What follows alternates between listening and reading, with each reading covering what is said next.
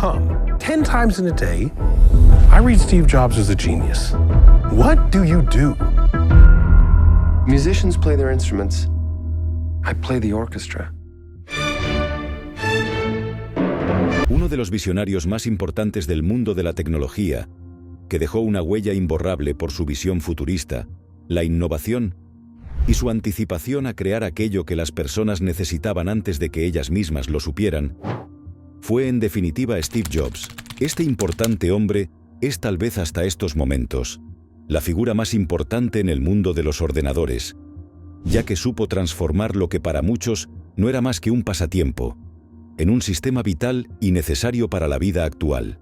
Jobs fue el creador de una de las compañías más relevantes de la tecnología, Apple, y supo cambiar efectivamente la forma como las personas interactuaban con los ordenadores, convirtiéndolos en un factor determinante y muy fácil de usar, tanto en casa como en el trabajo. En esta edición de la Guía del Emprendedor, te mostraremos aspectos relevantes de la vida de este vital hombre, que se convirtió en leyenda y nos introdujo de forma sencilla en un mundo que se adelantó a pasos agigantados al futuro. Steve Jobs fue un hombre controversial. Su vida transcurrió entre las visiones futuristas que le presentaban formas adelantadas al tiempo y una personalidad pacífica y filosófica. Fue un empresario, diseñador industrial, magnate empresarial, propietario de medios e inversor estadounidense. Era amante de los aspectos naturalistas de la vida y era partidario de las filosofías budistas y el New Age. En sus inventos, revolucionó también la forma de escuchar música y fue también pionero en los sistemas de comunicación remoto, como los móviles. Jobs también fue un hombre sencillo. No hacía alarde de sus conocimientos y fortuna, y le gustaba ser discreto. Una de sus frases preferidas, con las que cautivó a muchas audiencias donde daba conferencias, fue: «Hay un asunto más». Steve Paul Jobs nació en San Francisco, California, el 24 de febrero de 1955.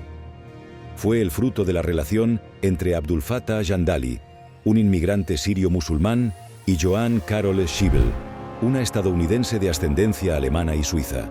Al concebirlo, sus padres eran muy jóvenes, estudiantes universitarios que no podían hacerse cargo de un bebé, por lo que decidieron darlo en adopción. Steve fue adoptado por Paul y Clara Jobs, una pareja de origen armenio que ya tenían una hija llamada Patty. La familia Jobs se trasladó a Mountain View, una ciudad al sur de Palo Alto que empezaba a convertirse en un centro importante de la industria de la electrónica. Allí Steven asistió a la escuela primaria Middle School y a la secundaria Homestead HS, en Cupertino. A Jobs le interesaban la electrónica y los gadgets, razón que le llevó a unirse a un club llamado Hewlett-Packard Explorer Club, donde ingenieros de la importante firma Hewlett-Packard mostraban a los jóvenes sus nuevos productos. Fue allí donde Steve, a la edad de 12 años, vio su primer ordenador. Quedó tan impresionado que supo de inmediato que quería trabajar con ordenadores, lo que fue además su visión de futuro. Jobs demostró una mentalidad ágil y ambiciosa desde joven. Su familia adoptiva fomentó su creatividad y amor por la electrónica.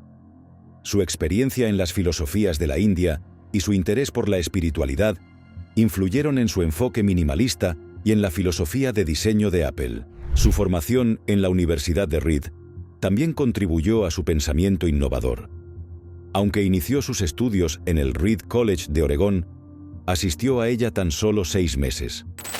Debido al alto coste de sus estudios, tuvo que abandonar la universidad, pero igual continuó asistiendo a clases como oyente unos 18 meses más. En otoño de 1974, Steve regresa a California y consigue un trabajo como técnico en Atari Inc., empresa fabricante de videojuegos, donde colaboró en la creación del juego Breakout. De la mano de Steve Wozniak, comienza a asistir a las reuniones del Homebrew Computer Club, donde Wozniak le contó que estaba intentando construir un pequeño computador casero. Jobs se mostró especialmente fascinado con las posibilidades mercantiles de la idea de Wozniak y le convence para fabricar y vender uno. A su regreso, retomó el contacto con su amigo Wozniak, que trabajaba en la compañía Hewlett-Packard y estaba logrando grandes avances en el diseño de ordenadores. Jobs vio una oportunidad de negocio y se embarcaron en un ambicioso proyecto en común. La relación entre Steve Jobs y Steve Wozniak fue una simbiosis única de talento y ambición, que cambió para siempre la industria tecnológica. Se conocieron en 1971 a través de un amigo en común, y pronto descubrieron una afinidad mutua por la electrónica y la ingeniería. Wozniak, el genio técnico, se enamoró del diseño y la creación de circuitos innovadores, mientras que Jobs vio el potencial comercial en esos diseños. Vendiendo la furgoneta Volkswagen de Jobs y la calculadora científica de Wozniak, consiguieron el dinero para fundar Apple Computer Company y se encaminaron hacia su proyecto emprendedor, trabajando en un garaje, para al final crear en 1976 el ordenador personal Apple I. El innovador diseño de Wozniak y la habilidad para el marketing de Jobs les hicieron ganar $200 millones en apenas 3 años. Sin embargo, su relación no estuvo exenta de tensiones y desafíos. A medida que Apple creció, las diferencias en sus enfoques y personalidades de ambos a veces los pusieron en desacuerdo. A pesar de sus diferencias, la amistad de ambos perduró y continuaron respetándose mutuamente en sus caminos divergentes. La colaboración entre Jobs y Wozniak no solo dio lugar a algunos de los productos tecnológicos más icónicos del mundo, sino que también estableció un estándar para la innovación y el espíritu emprendedor en la era moderna. Comienzos del Apple Computer. Debido a las exigencias de su contrato con Hewlett-Packard, Wozniak tuvo que dar a conocer su intención de construir un computador personal a la empresa, que desechó la idea por considerarla ridícula. Fue así como en 1976 nació Apple Computer Company, tras la consecución del primer computador personal, bautizado como Apple I. Jobs se dedicó a su promoción entre otros aficionados a la informática, tiendas y ferias de electrónica digital, llegando a vender unos 200 ejemplares. A partir de entonces, el crecimiento de Apple fue notable. En tan solo 10 años, Apple se convirtió en una empresa con 4.000 empleados, y Jobs, con 27 años, era el millonario más joven de 1982. A principios de 1983, vio la luz Apple Lisa, el primer computador personal con interfaz gráfica del usuario, diseñado especialmente para gente con poca experiencia en informática. Su precio, más caro que el de la mayoría de ordenadores personales de la competencia, no facilitó que el nuevo producto fuese precisamente un éxito de ventas, perdiendo Apple aproximadamente la mitad de su cuota de mercado en favor de IBM. En un intento por mantener la competitividad de la compañía, Steve Jobs, ya convertido en ejecutivo, convenció a John Sculley, director ejecutivo de Pepsi Cola, para tomar las riendas de Apple. En la conferencia anual de Apple del 24 de enero de 1984, Jobs presentó con grandes expectativas el Apple Macintosh, el primer ordenador personal de Apple con ratón. Sin embargo, Macintosh no alcanzó las expectativas comerciales esperadas. Hacia finales de 1984, las diferencias entre Sculley y Jobs se iban haciendo cada vez más insalvables, hasta el punto de deteriorarse la relación, principalmente por el proyecto Macintosh. En mayo de 1985, en medio de una profunda reestructuración interna que se saldó con el despido de 1.200 empleados, Sculley relegó a Jobs de sus funciones como líder de la división de Macintosh. Tras varios meses de resignación, el 17 de septiembre de 1985, Steve Jobs abandonó la compañía que él mismo había fundado. En esa época, Jobs había desarrollado un estilo gerencial agresivo y un liderazgo irrespetuoso con sus empleados. A pesar de todo, se le consideró como el empresario más exitoso de su generación. Fundación de Pixar. Tras abandonar Apple en 1986, Steve Jobs compra por $5 millones la empresa The Graphics Group, conocida en lo sucesivo como Pixar, una subsidiaria de Lucasfilm especializada en la producción de gráficos por computador. Steve empezó a firmar varios acuerdos para producir películas animadas para la compañía Walt Disney. En 1995 se estrenó en los cines Toy Story, el primer largometraje generado completamente por computadora, conseguido con su propio software de renderización, RenderMan. Toy Story fue el mayor éxito de taquilla de 1995 y la primera película del binomio Walt Disney-Pixar en ganar un premio Oscar. Otros éxitos importantes de esta empresa relacionados con Jobs fueron Monsters, Inc., recaudando con ella $780 millones en todo el mundo, convirtiéndose en la película animada más taquillera hasta ese momento, Buscando a Nemo, 2003, Cars, 2006, Wall-E, 2008 y Up, 2009, entre otras, las cuales obtuvieron la aprobación de la crítica y el público. En los años 2003 y 2004, cuando el contrato de Pixar con Disney se estaba acabando, el director ejecutivo de Disney, Michael Eisner, intentó sin éxito negociar un nuevo acuerdo. A principios de 2004, Jobs anunció que Pixar podría buscar un nuevo socio para distribuir sus películas, después de que expirara su contrato con Disney. En octubre de 2005, Bob Iger sustituyó a Eisner en Disney y trabajó rápidamente para enmendar las relaciones con Jobs y Pixar. El 24 de enero de 2006, Jobs e Iger anunciaron que Disney había acordado comprar Pixar en una transacción de acciones por un valor de $400 millones. Cuando el acuerdo se cerró, Jobs se convirtió en el mayor accionista individual en la compañía de Walt Disney, con aproximadamente el 7% de las acciones de la empresa. Una vez completada la fusión, Jobs recibió ese 7% y se incorporó al consejo de administración como el mayor accionista individual. Después de la muerte de Jobs, sus acciones de Disney fueron trasladadas al fideicomiso Stephen P. Jobs, dirigido por Laurene Jobs, creación de Next Computer. Stephen, tras dejar Apple a los 30 años de edad, decidió continuar su carrera empresarial en la industria de la computación y fundó la empresa Next Computer Inc., con una inversión de $7 millones. Reunió para el nuevo proyecto a 7 de sus antiguos empleados en Apple, que incluía a Bud Tribble, George Crow y Rich Page, entre otros. En el plan de negocio se estableció que, al igual que se hacía en Apple, la compañía vendiese al cliente no solo el hardware, sino también el sistema operativo y parte del software de usuario. La primera estación de trabajo de Next fue presentada el 12 de octubre de 1988 y recibiría oficialmente el nombre de Next Computer. Esta fue conocida como el Cubo, por su distintiva caja de aleación de magnesio en forma cuadrada. El sistema operativo de la nueva máquina fue bautizado como Next Step. Las ventas de los computadores de Next fueron relativamente modestas, con un total estimado de 50.000 unidades en los 10 años que estuvo operativa la división de hardware. Su sistema operativo orientado a objetos y entorno de desarrollo fueron en cambio muy influyentes. A pesar de su escasa penetración en el mercado, uno de estos equipos sirvió para que el científico Tim Berners-Lee creara el concepto de World Wide Web, que revolucionaría a la red Internet. Como consecuencia, Jobs, en 1993, centró la estrategia de su compañía en la producción de software, cambiando el nombre de la empresa por el de Next Software Inc. Una de las decisiones más llamativas fue la venta de equipos Next construidos alrededor de los microprocesadores Intel 486 y Spark 42. Apple Computer anunció el 20 de diciembre de 1996 la adquisición de Next Software por $400 millones, con el fin de actualizar el sistema operativo de las computadoras Macintosh, después del fracaso de la compañía con Copland, un proyecto que nunca llegó a terminarse. Así, Steve Jobs volvió a formar parte de la compañía Apple.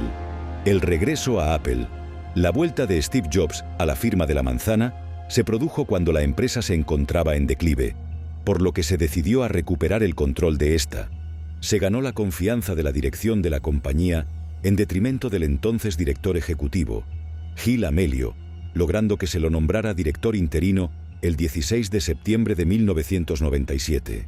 Algunas de las primeras medidas de Jobs en su nuevo puesto fue firmar un acuerdo con Microsoft, por el cual esta empresa invertiría dinero en Apple a cambio de un 4% de sus acciones, aunque este porcentaje no le diera el derecho a voto en las decisiones de la junta directiva de la empresa. Sí pudo manejar el suministro del software de ofimática Office para los computadores Macintosh, con el que se llegó al fin de las disputas por la interfaz gráfica. De similar aceptación resultó la cancelación del programa de licencias de Mac OS a otros fabricantes de hardware, como Power Computing, empresa que sería finalmente adquirida por Apple. Esto impidió la popularización de esta plataforma informática al descontinuar el Apple Newton, un dispositivo de características similares a un asistente digital personal. Estas medidas, sin embargo, permitieron a la compañía centrar sus esfuerzos en mejorar sus productos y probar nuevas líneas de negocio, como la tienda digital de música iTunes Store, los reproductores de audio iPod y los computadores iMac, que resultaron ser un gran éxito. En 2006, Jobs firmó un contrato con Intel para utilizar procesadores de la arquitectura x86 en todos sus computadores de escritorio y portátiles. En diciembre de 2009, Steve Jobs fue elegido director ejecutivo del año por la revista Harvard Business Review, por incrementar en $150.000 millones el valor en bolsa de Apple en los últimos 12 años. La renuncia del gigante. El 24 de agosto de 2011, Jobs presentó su renuncia como CEO de Apple y fue sustituido por Tim Cook. A partir de esta fecha y hasta su muerte, fue el presidente de la junta directiva de Apple. Horas después del anuncio, se redujo en 5 puntos porcentuales el valor de las acciones de Apple. Según la revista de finanzas Forbes, la renuncia afectaría negativamente a Apple y otras empresas, incluyendo Walt Disney Company, donde Jobs era director. El día 24 de agosto de 2011, el valor de las acciones de Walt Disney Co. se redujo en 1,5 puntos porcentuales, algo de la vida privada de Jobs y su enfermedad. Steven estuvo casado desde 1991 con Laureen Powell, a quien conoció en la Universidad de Stanford. Vivieron en Palo Alto, California, con sus 3 hijos. Steve tuvo además otra hija llamada Lisa, fruto de una relación de juventud con Chris Ann Brennan. Su paternidad no la reconoció sino hasta 1991. En 2004 se le diagnosticó un cáncer de páncreas, enfermedad que superó tras un tratamiento en una clínica oncológica californiana. A principios del 2009 comenzó a padecer de un desequilibrio hormonal que lo llevaron a apartarse necesariamente de la compañía, delegando la mayor parte de sus responsabilidades en Timothy Cook, para entonces jefe de operaciones. En abril de 2009 se sometió a un trasplante de hígado y en septiembre de ese mismo año volvió al trabajo. El 17 de enero de 2011, Jobs dejó nuevamente Apple por problemas de salud, a poco más de un mes de la presentación del iPad 2. Mientras tanto, la compañía quedó a cargo de Tim Cook. Jobs presentó públicamente el iPad 2. No obstante, declaró que desde su residencia seguiría ocupándose de las decisiones más relevantes de la compañía, como en efecto ocurrió. La enfermedad de Jobs se incrementó en su organismo afectando de nuevo al páncreas. Sin embargo, el empresario se negó a someterse a cirugías y en su lugar usó tratamientos de acupuntura, dietas vegetarianas y hierbas medicinales, entre otros. Finalmente, se sometió a una operación para tratar tumores y afecciones del páncreas, el intestino delgado y los conductos biliares, llamada pancreaticoduodenectomía o procedimiento Whipple, que aparentemente fue exitosa. Jobs no recibió radioterapia o quimioterapia. A principios de agosto de 2006, Jobs realizó una presentación en la Conferencia Anual de Desarrolladores de Apple, WWDC. Su aspecto demacrado y delgado y su inusual presentación apática, junto con la delegación de la exposición de partes importantes a otros participantes, suscitó una oleada de especulaciones acerca de su salud. Sin embargo, de acuerdo con un artículo de Ars Technica, los asistentes a la conferencia que vieron a Jobs dijeron que tenía buen aspecto. Después de la presentación, un portavoz de Apple dijo que Steve tenía una salud de hierro. 2 años después, también surgieron preocupaciones tras la presentación de la WWDC de 2008. Los responsables de Apple afirmaron que Jobs padecía una afección corriente y que estaba tomando antibióticos, mientras que otros achacaban su estado demacrado al procedimiento Whipple aplicado en su cirugía. El 14 de enero de 2009, en un memorando interno de Apple, Jobs escribió que la semana anterior supo que los asuntos relacionados con su salud eran más complejos de lo que pensaba y anunció una excedencia de 6 meses hasta el final de junio de 2009 para poder centrarse en su salud. Tim Cook, que anteriormente había sido director ejecutivo durante la ausencia de Jobs en 2004, volvió a ser director ejecutivo en funciones.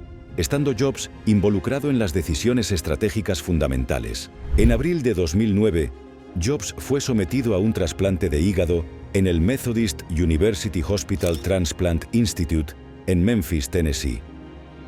El diagnóstico fue descrito como excelente. El 17 de enero de 2011, un año y medio después de su trasplante de hígado, Apple anunció que le había concedido una excedencia por enfermedad. Jobs anunció su salida en una carta a sus empleados, afirmando que tomó su decisión para poder centrarse en su salud. Como en la excedencia por enfermedad de 2009, Apple anunció que Tim Cook llevaría las operaciones cotidianas y que Jobs seguiría involucrado en las decisiones estratégicas importantes. Jobs anunció su renuncia como director ejecutivo de Apple el 24 de agosto de 2011. Desafortunadamente, ese día ha llegado, escribió Jobs, porque ya no puedo cumplir mis deberes y expectativas como director ejecutivo de Apple. Jobs pasó a presidente del Consejo de Administración y nombró a Tim Cook como su sucesor. Steve trabajó para Apple hasta el día antes de su muerte. La muerte de un visionario. Steve Jobs falleció en su casa de California a las 2 de la tarde del 5 de octubre de 2011, a los 56 años, a consecuencia de un paro respiratorio derivado de las metástasis del cáncer neuroendocrino de páncreas que le fue descubierto en 2004, por el que en 2009 había recibido un trasplante de hígado. El día anterior había perdido la conciencia y murió estando su esposa, hijos y hermana a su lado. Su muerte fue anunciada por Apple con una declaración: "Estamos profundamente entristecidos al anunciar que Steve Jobs ha muerto hoy". La brillantez, pasión y energía de Steve fueron la fuente de incontables innovaciones que enriquecen y mejoran nuestras vidas. El mundo es mucho mejor debido a Steve. Su amor fue para su esposa, Laureen, y su familia. Nuestros corazones están con ellos y con todos aquellos que fueron tocados por sus dones extraordinarios, anunció el comunicado. Su familia hizo una declaración diciendo que el empresario murió en paz. Reflexiones e inspiración de Steve Jobs. Cuando pensamos en la figura más influyente y exitosa del siglo XXI, no es de extrañar que Steve Jobs nos venga a la cabeza. Y es que el fundador de Apple fue y sigue siendo un brillante emprendedor y visionario, cuya creatividad nunca entendió de límites. Déjate inspirar por algunas de sus citas más famosas. 1. Mi trabajo no es hacérselo fácil a la gente, es hacer mejor a las personas. Steve Jobs apostaba por sus profesionales y su talento, pero al mismo tiempo entendía que el talento es una cualidad que se debe trabajar. Por eso buscaba la forma de sacar el máximo partido de cada persona para obtener una visión conjunta más agresiva de los proyectos clave. 2. Tu tiempo es limitado, no lo malgastes viviendo la vida de los demás. Vivir como la sociedad piensa que debes hacerlo no estaba en los planes de Steve Jobs. Su filosofía de vida era muy simple, a la vez que revelador. No dejes que el ruido de las opiniones externas calle tu voz interior y, sobre todo, atrévete a seguir a tu corazón e intuición. 3. Cuando se innova, se cometen errores. Innovar es salir de la zona de confort y los errores son parte del juego. Ser la primera persona en dar el paso implica también incertidumbre. Simplemente tienes que admitir el error rápidamente y mantenerte enfocado trabajando en tu proyecto. 4. La innovación distingue a los líderes de los seguidores. Innovar también es dar el primer paso asumiendo todas las consecuencias. En el fondo, es liderar el cambio. Quien no se atreve a dar el paso, entonces ha decidido seguir el de los demás. 5. Nunca lo hice por dinero. Por muy estereotipado que suene, lo que convirtió a Steve Jobs en el hombre más rico del mundo fue su pasión y la de su equipo.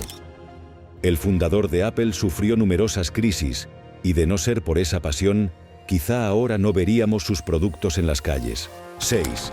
La única manera de hacer un trabajo genial es amar lo que haces. Y para amar lo que haces, hay que buscar hasta encontrar el trabajo de tus sueños. Del mismo modo que en las relaciones, el corazón sabrá cuándo lo has encontrado y solo hará que lo ames más a medida que pase el tiempo. Simplemente no te detengas. 7. Ser el hombre más rico del cementerio no me importa. Steve Jobs vivía cada día como si fuese el último. Lo centraba en su propósito de vida con el fin de acostarse y poder pensar: hoy hemos hecho algo maravilloso. Ese era su verdadero objetivo. 8. Lo que separa a los emprendedores exitosos del resto es la perseverancia. Siempre que te marques un objetivo, no dejes que nadie ni nada te impida conseguirlo.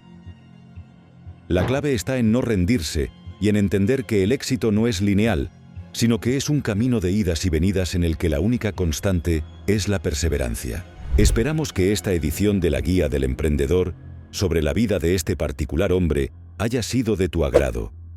Te invitamos a suscribirte y estar atento a nuestros nuevos materiales audiovisuales que producimos pensando en tu proyección empresarial. Tus palabras nos impulsan a continuar y nos inspiran a desarrollar más contenido como este, por lo que te agradecemos tus comentarios y opiniones. Hasta una próxima entrega en la Guía del Emprendedor.